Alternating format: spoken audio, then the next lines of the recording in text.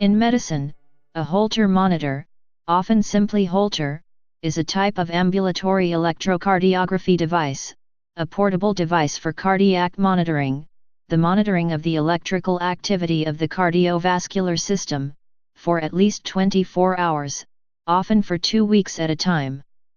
The Holter's most common use is for monitoring ECG heart activity, electrocardiography or ECG. Its extended recording period is sometimes useful for observing occasional cardiac arrhythmias which would be difficult to identify in a shorter period. For patients having more transient symptoms, a cardiac event monitor which can be worn for a month or more can be used. The Holter monitor was developed at the Holter Research Laboratory in Helena, Montana by experimental physicists Norman J. Holter and Bill Glasscock, who started work on radiotelemetry in 1949. Inspired by a suggestion from cardiologist Paul Dudley White in the early 1950s, they redirected their efforts toward development of a wearable cardiac monitoring device. The Holter monitor was released for commercial production in 1962. When used to study the heart, much like standard electrocardiography, the Holter monitor records electrical signals from the heart via a series of electrodes attached to the chest. Electrodes are placed over bones to minimize artifacts from muscular activity. The number and position of electrodes varies by model, but most Holter monitors employ between 3 and 8.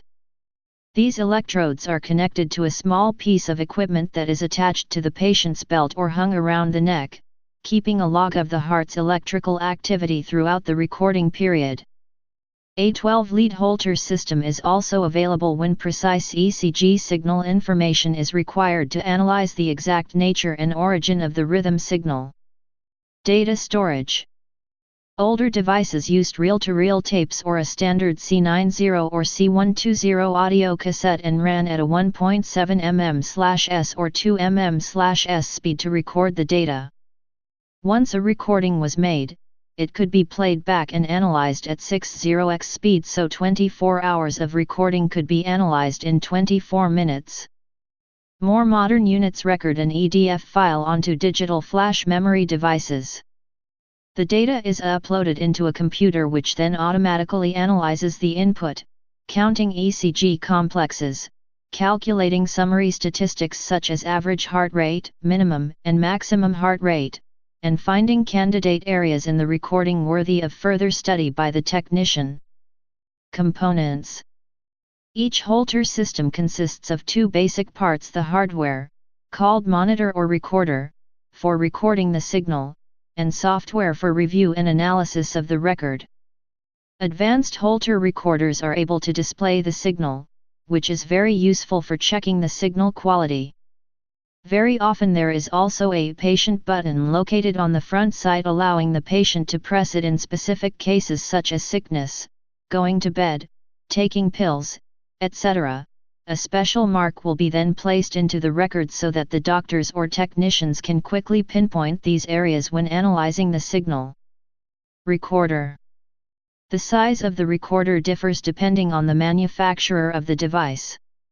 The average dimensions of today's Holter monitors are about 110x 70x 30 mm, but some are only 61x 46x 20 mm and weigh 99 grams.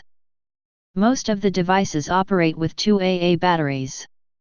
In case the batteries are depleted, some Holters allow their replacement even during monitoring. Most of the Holters monitor the ECG via only 2 or 3 channels. Note, depending on manufacturer, different counts of leads and lead systems are used. Today's trend is to minimize the number of leads to ensure the patient's comfort during recording. Although 2/3 channel recording has been used for a long time in the Holter monitoring history, as mentioned above, 12-channel Holters have recently appeared. These systems use the classic Mason-Licker lead system, i.e. producing a signal in the same format as during the common rest ECG and/or stress test measurement. These Holters can occasionally provide information similar to that of a ECG stress test examination. They are also suitable when analyzing patients after myocardial infarction. Recordings from these 12-lead monitors are of a significantly lower resolution than those from a standard 12-lead ECG and in some cases have been shown to provide misleading ST segment representation, even though some devices allow setting the sampling frequency up to 1000 Hz for special purpose exams such as detection of late potential. Another innovation is the inclusion of a tri-axial movement sensor, which records the patient's physical activity, and on examination and software processing, extracts 3 movement statuses: sleeping, standing up, or walking. Some modern devices also have the ability to record a vocal patient diary entry that can be later listened to by the doctor. These data help the cardiologist to better identify events in relation to the patient's activity and diary. Analyzing software. When the recording of ECG signal is finished, usually after 24 or 48 hours, it is up to the physician to perform the signal analysis. Since it would be extremely time-demanding to browse through such a long signal, there is an integrated automatic analysis process in the software of each Holter device which automatically determines different sorts of heartbeats, rhythms, etc. However, the success of the automatic analysis is very closely associated with the signal quality. The quality itself mainly depends on the attachment of the electrodes to the patient body. If these are not properly attached, electromagnetic disturbance can influence the ECG signal, resulting in a very noisy record. If the patient moves rapidly, the distortion will be even bigger. Such record is then very difficult to process. Besides the attachment and quality of electrodes, there are other factors affecting the signal quality, such as muscle tremors, sampling rate, and resolution of the digitized signal. High-quality devices offer higher sampling frequency. The automatic analysis commonly provides the physician with information about heartbeat morphology, beat interval measurement, heart rate variability, rhythm overview, and patient diary, moments when the patient pressed the patient button. Advanced systems also perform spectral analysis, ischemic burden evaluation, graph of patient's activity or PQ segment analysis. Another requirement is the ability of pacemaker impulses detection and analysis. Such ability may be useful when the physician desires to check for correct basic pacemaker function. History. The cardiac event monitor has been used for over 20 years. At first, these devices were not portable and had to be used only in hospital buildings. Advances resulted in these devices becoming smaller but were still being used only in hospitals for 24 to 48 hours.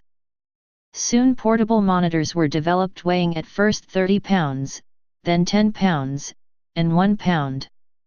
Modern devices are much easier to wear, weighing only a fraction of a pound. Procedure. Although some patients may feel uncomfortable about a Holter examination, there is nothing to worry about. No hazards are involved other than potential minor skin abrasions to optimize signal quality, and it should have little effect on one's normal daily life.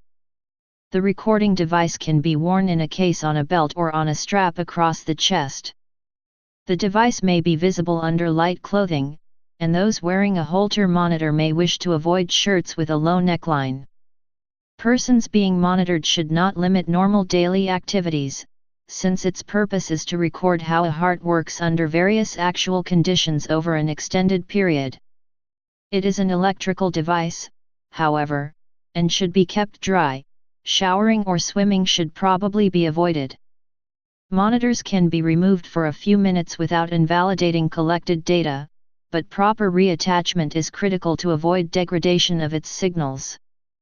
Beyond changing batteries, one should leave its handling to trained personnel. Please subscribe and thanks for watching.